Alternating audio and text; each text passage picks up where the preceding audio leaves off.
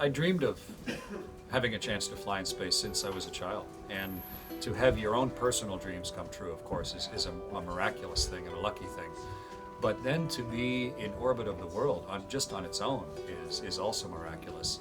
And then to be there on behalf of so many other people, to be able to take photographs of the world from a vantage point that is almost unique in human history is an incredible privilege. And then to be able to do my best to share them and let other people see through my eyes is just a delight. It's a rare day when it's completely clear across Britain and Ireland, all the way from the southern tip of Land's End all the way to the north end off the coast of Inishowen and off the coast of northern Scotland.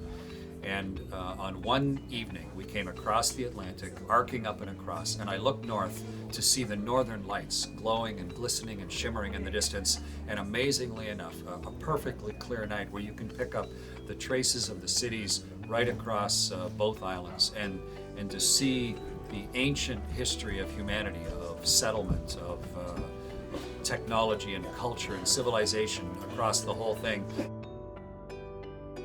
Right on the southern end of the Ukraine and Russia is the Crimean Peninsula sticking out, and right where the neck of the Crimea comes into the southern end of the Ukraine, there's this strange angular collection of pastel shades that looks completely improbable, as if someone with a marker has just carefully filled in the squares, paint by numbers there.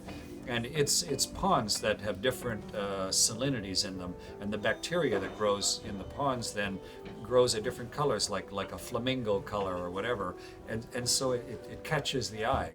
I really wanted a lovely picture of Venice because it's such an island, almost a floating place of the world, so separate from the rest. To have a city on the water like that. And one day I saw it was going to be a perfectly clear day over that part of Italy, the northeast of Italy. I had the camera ready. We came up and across Rome, across Florence a little bit off to the side, and then right over top of Venice. And it was dead clear. And I took pictures as I arced all the way across. And I wanted to get where the sun angle was just right off the roofs of Venice and up to the spaceship, so that you could catch the ochre red of the tiles of the city. In Africa, when you come across the huge northwestern lump of Africa, you're looking, and suddenly this big eyeball is staring at you. And it's called the Richat structure, but it's an ancient dome where the layers, as if some giant has licked an all-day sucker flat, and you've got all those concentric rings underneath.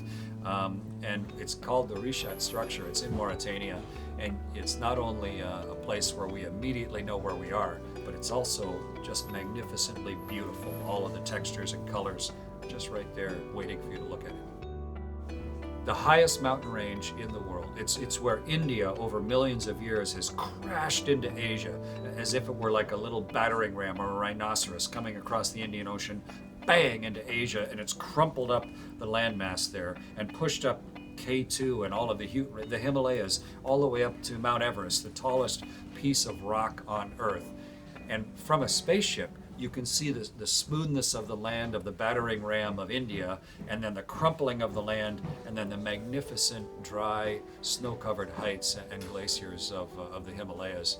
And that transition from the rivers and the huge population to the south and the Himalayas to the north is really striking. I pictured that I had a good friend at the window beside me.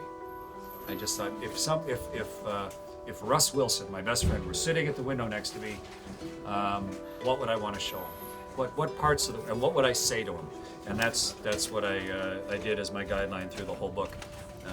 And hopefully anybody who's holding this book in their hands feels the same way, as if they're sitting by the window of the spaceship with me, and I was showing them the world once around.